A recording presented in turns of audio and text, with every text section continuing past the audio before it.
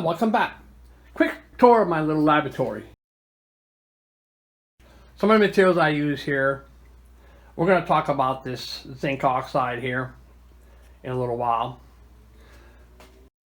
Most all the experiments I do, actually not most, all the experiments that I do, I save. That's because I'm monitoring the performance of the materials. I mean, I'm sure you've seen, if you've watched any of my videos, you'll see most of these that I'm showing now at one point or another.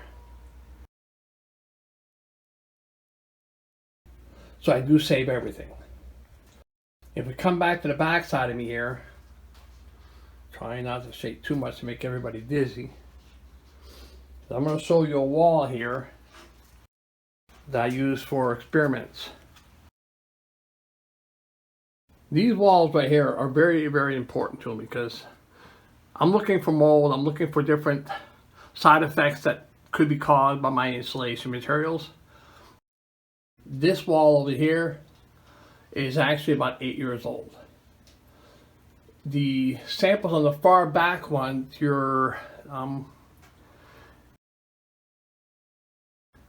that's been up for 5 years almost.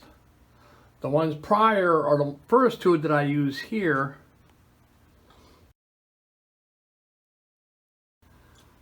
I kind of use them all the time for running different tests on different products, okay? Because I do make quite a bit of products.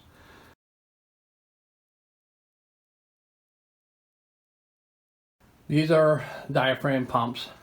Nothing fancy. Someday I'll actually make a video on these particular pumps. We're going to go to my other work table. You're going to see some pretty interesting materials here, but don't flip out too much.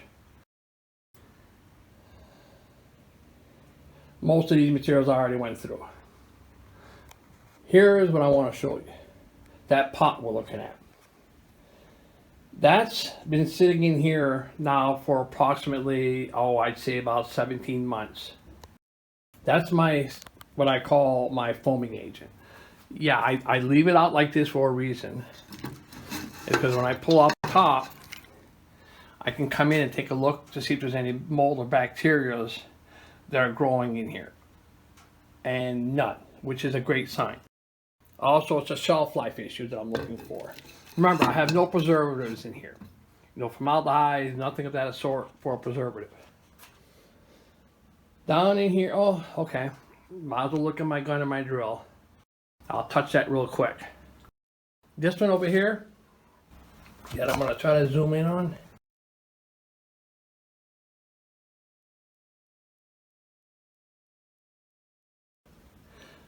That's a different type of PVA. It's got different properties. It's got more strength. But I'll discuss that later.